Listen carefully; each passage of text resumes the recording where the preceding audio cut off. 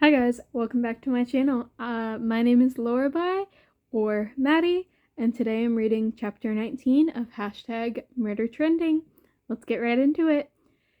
Dee watched Niles disappear down the end of her walkway before she opened the door just wide enough to slip inside. It wasn't that she was embarrassed by her plastic utensil warning, but she wanted Niles to think that she was tough, and booby-trapping her house with lip gloss tubes and paper coffee cups wasn't exactly badass.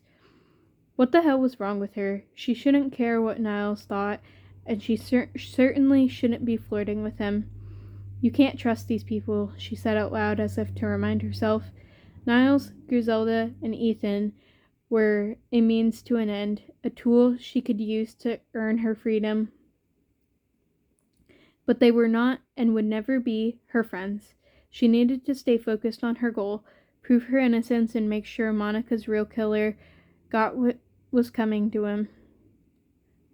Toward that, she needed to follow the rules and stand live. Flirting with the cute British boy with the goofy smile was not a priority. She's totally got a crush. With a heavy sigh, Dee dragged herself into the kitchen, being careful not to let her eyes wander toward the ever-present TV screen, which was still showing Blair's murder. She'd eat some dinner, maybe chug a cup of instant coffee to keep her awake. Dee had just dropped her grocery bag onto the table when she froze. A half a dozen plastic forks were strewn across the floor by the sliding glass door, and the cardboard cup that held them was hanging from the handle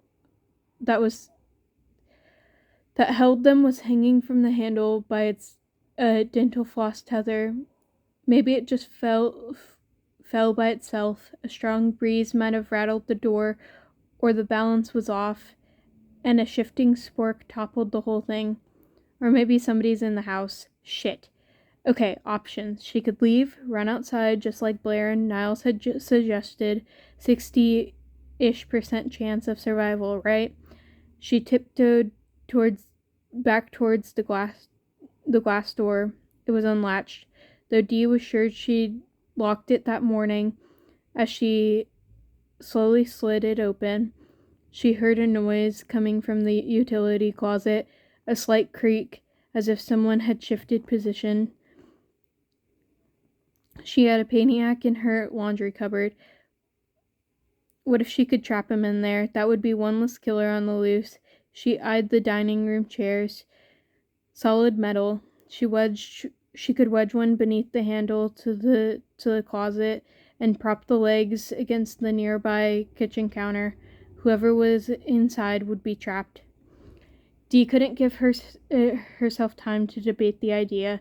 As fast as she could move, she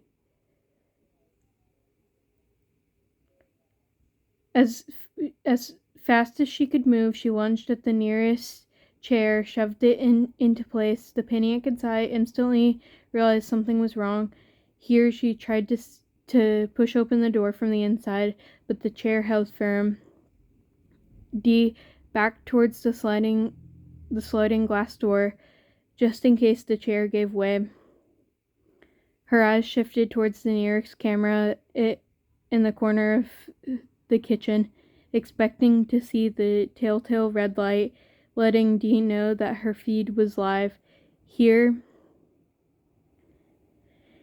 was Cinderella Survivor facing off against another Paniac after all, but the camera was dark. She sped around, seeking out each of the cameras within view. Not a single red light between them. What the hell? Dee? The muffled voice came from the closet. Dee, it's me. Mera. From next door. She sounded like she was choking out a sob, but Dee wasn't totally convinced that wasn't actually Hannah Ball or DOI Nona trapped inside. Sure it is, Dee said, trying to sound brave. The intruder didn't plead with her. Instead, Dee heard a wriggling noise from inside the closet. Then a white object slid out from beneath the door. It was an ID card, exactly like Dee's.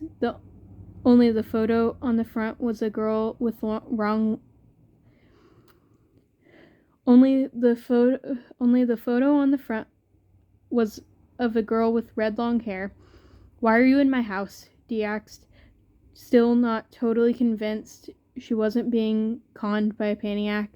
Sobs erupted from the closet. Yeah? I was hungry, she wailed. That didn't make any sense. As long as everyone worked their stupid little jobs, they had money for food. Why didn't you just take your card down to the bodega and there's no money on it? What had Blair said about Mera? No one had seen her in a couple of weeks. Why not? Dee hadn't meant to do it, but her voice softened. Immediately, Mera's sobs slowed, then stopped. I used to work at the bodega, she said, sniffling, but my boss, Maximilian, was killed 3 weeks after I got here. Then it was just me and Rodrigo, and he tried to, and then Dee understood exactly why Mera had been in her house. Dee quickly yanked the chair away from the door and threw it open. Mera had crammed herself into the space between the washer-dryer unit and the wall. Her long hair practically obscured her face, and her green eyes were red and swollen, her damp cheeks with tears. Her cheeks damp with tears. Thank you, Mera said, wiping her face with the sleeve of her cable-knit sweater as she slipped out of the closet. I'm sorry I scared you. Then she darted towards the backyard. How do you eat? Dee asked quickly before Mera could disappear into her own house. Mera paused on the concrete patio. I had some money saved up and some food. Maximilian said I could take home the expired stuff, so I had a stockpile. Had? Mera cast her eyes down, and a flush raced up her chest to her translucent cheeks. It's been gone for a couple of days. So you were looking for food in my kitchen? Dee said. It wasn't even a question. Not that she blamed Mera. Who knew what leftovers and semi-rancid food she had been existing on since she last worked at the bodega, and hid in the closet when you heard the front door open? Mera nodded, eyes still locked with the floor. Without thinking, Dee reached into the grocery bag, pulled out one of the microwavable lasagnas and the 2-pack of frozen burritos. Here, she said, holding them out to Mera through the open door. Take 'em. Mira's eyes grew so wide, Dee was afraid her eyeballs might pop out of her head. No, I couldn't. That's your food. I can get more. She wasn't exactly sure that was true, but she couldn't eat her own meal knowing that the girl next door was literally starving. Mera stared at the items in Dee's hand, then tentatively reached out to take them as if expecting at any moment that Dee would snatch them away. Thank you. Several heavy tears spilt down Mira's cheeks. I'll pay you back, I promise. Then without another word, Mira was gone. The next morning, as Dee was sloshed over the kitchen counter, drinking her second cup of instant coffee, after an inadequate 3 hours of sleep, Mira had appeared at her back door. She waved and held up a plastic bag. Is she returning the food? That seemed like a weird gesture. Maybe she didn't want to feel as if she owed Dee anything. Confused, Dee untied the dental floss booby trap and opened the door. Hey, Mera said, a tiny smile breaking the corners of her mouth. Hey. Mera shoved the crumpled paper bag into Dee's hands. I bought you something. It was heavy, much heavier than the lasagna and burritos that she'd given Mera the night before. Unsure of what to expect, Dee opened the bag slowly, hesitantly, and found a collection of metal screws, nuts, and bolts. I noticed your booby traps, Mera said. She spoke quickly as if afraid she might lose her nerve before she got all the words out. They're actually pretty similar to the ones I rigged up, but I use these instead of plastic sporks. They make more noise. Where did you find them? The bodega. Mera said Maximilian had stripped down some old vending machines in the back for parts. I took a bunch of these home my first week and did what you did, made myself an alarm system. Mera was right. The metal hardware would do a much better job of alerting her to an intruder. It was an incredibly thoughtful gift. Thank you, Dee said, smiling at Mera. I mean it. Mera shrugged, and Dee thought she could notice a faint redness creeping onto her cheeks as she turned to leave. Hey, Dee said, stopping her. Can I ask you something? Mera tensed up and instantly on guard. What? How did you get into my house last night? Oh, Mera instantly relaxed, as if it was an easier question to answer than whatever she thought Dee was going to ask. Your sliding door was unlocked. Unlocked?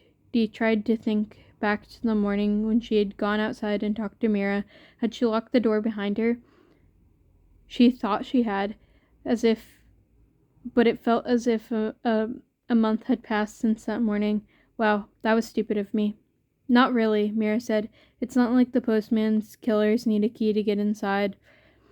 Good point. I'm glad you weren't Molly Muller lurking in my closet. Me too, Mera said, deadly serious. Since she's a 43-year-old stay-at-home mom from Marquette, Michigan, who drives a Honda minivan and runs the carpool on Mondays, Wednesdays, and Fridays. Dee blinked. Huh? That's her alter ego.